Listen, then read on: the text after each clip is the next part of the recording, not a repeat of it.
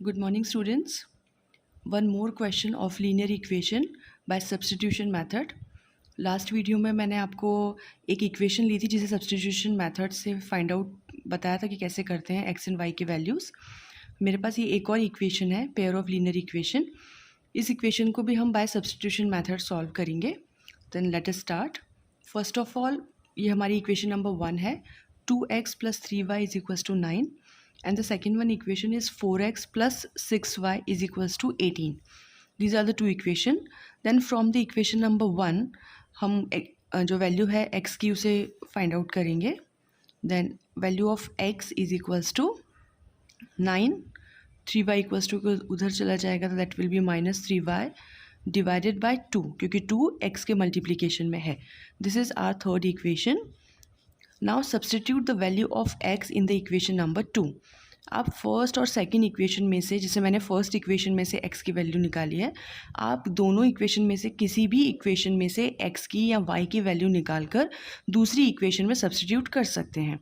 If you want तो आप y की वैल्यू भी निकालकर इसे सेकंड इक्वेशन में सब्सटीट्यूट कर सकते हैं। It's completely up to you. इसका कोई फिक्स्ड रूल नहीं है कि आपको x की वैल्यू ही सब्सटीट्यूट करनी है या y की वैल्यू करनी है या फर्स्ट इक्वेशन में से करना है या सेकेंड इक्वेशन में से करना है।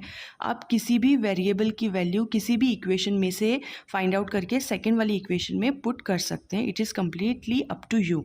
मैंने लास्ट वीडियो में जो है वो सेकेंड वाली इक्वेशन में से x की वैल्यू को फर्स्ट वाली इक्वेशन में पुट किया था। यहाँ पे मैंने फर्स्ट इक्वेशन में से x की वैल्यू निकाली है and then I am substituting the value of x in equation number 2।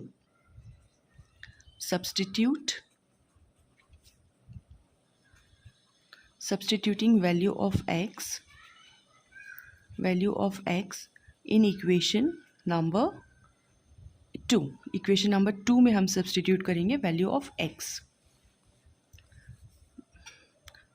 Now our equation is 4x + 6y = 18।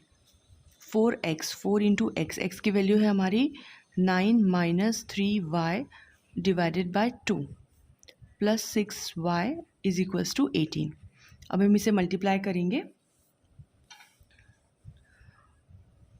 4 into 9 divided by 2 -4 into 3y divided by 2 + 6y = 18। इसे हम सॉल्व करेंगे। Then हमारे पास value आ जाएगी 18 - 6y + 6y = 18।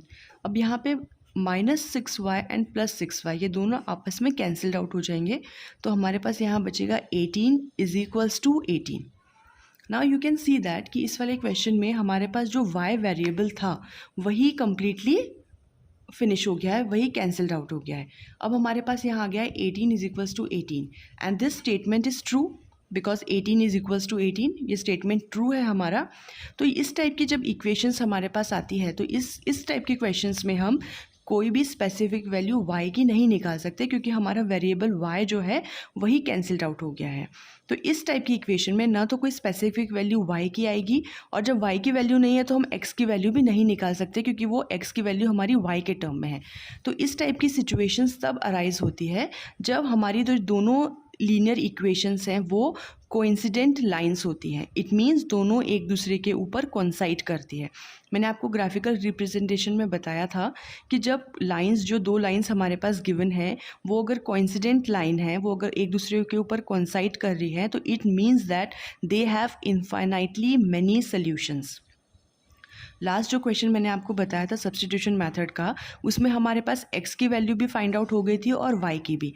वो इसलिए हुआ था क्योंकि वो जो दोनों लाइन इक्वेशंस थी, लीनियर इक्वेशंस जो थी हमारी, वो दोनों ही इंटरसेक्टिंग लाइंस थी। उनका एक यूनिक सोल्यूशन था, वो किसी एक पॉइंट पे इंटरसेक्ट हो रही थी, इसलिए वहाँ पे x और y की वैल्यूज़ फाइंड आउट हमने की है। लेकिन जब इस टाइप की सिचुएशन हमारे पास अराइज होगी, it means that these two lines are the coincident line, they both are coincides on each other and they have infinitely many solutions। जो इसका सोल्यूशन है वो है infinitely many solutions। Many solutions. इसमें कोई भी स्पेसिफिक वैल्यू x और y की नहीं निकलेगी। नेक्स्ट वाला जो क्वेश्चन है जिस पे मैं वीडियो बनाऊंगी उसमें मैं आपको बताऊंगी जब पैरेलल लाइंस होती हैं तो उसकी इक्वेशंस किस टाइप से होती है। बट आई होप आपको ये वाला क्वेश्चन समझ में आ गया होगा।